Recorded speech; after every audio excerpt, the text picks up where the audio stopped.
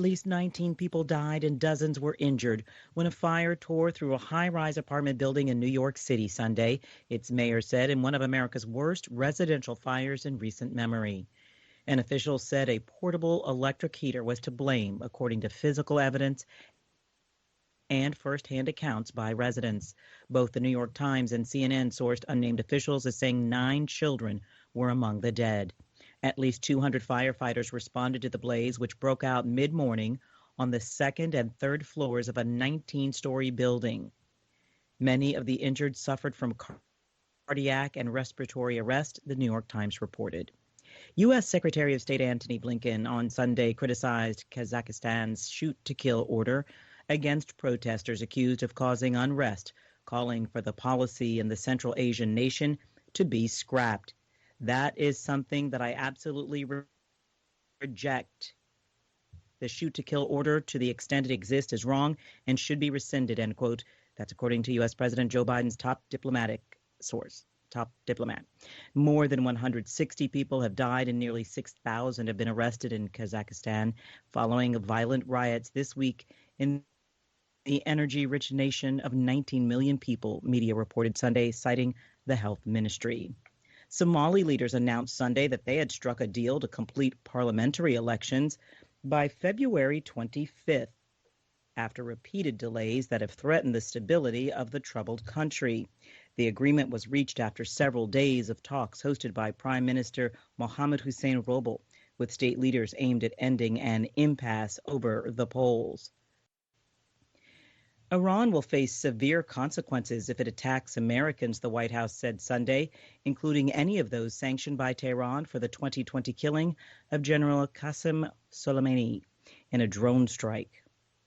White House National Security Advisor Jake Sullivan said Iran's sanctions Saturday came as Tehran's proxy militias continue to attack American troops in the Middle East. Iran imposed sanctions Saturday on dozens of Americans, many of them from the U.S. military, over the 2020 killing of Soleimani.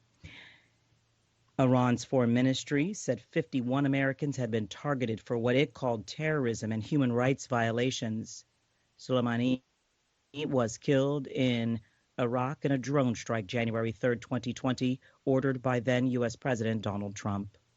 The United States and Russia set out firm lines Sunday ahead of talks on Ukraine, with Washington warning of the risk of confrontations and Moscow ruling out concessions.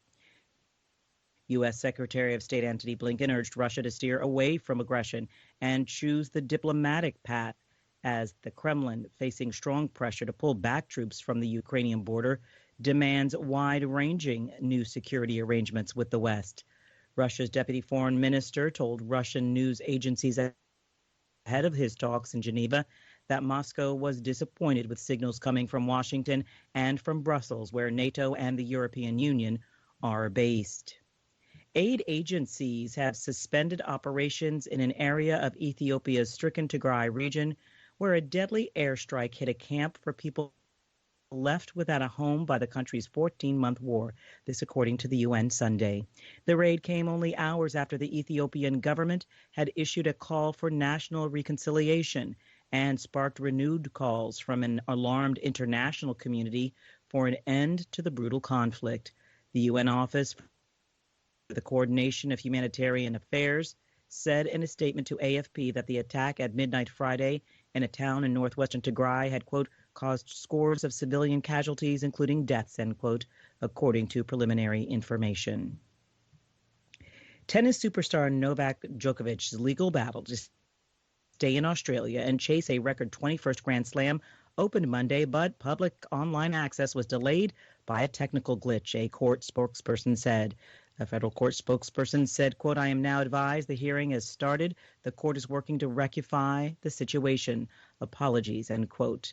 40 minutes after the case was scheduled to open, the website providing public access to the hearing was still inaccessible.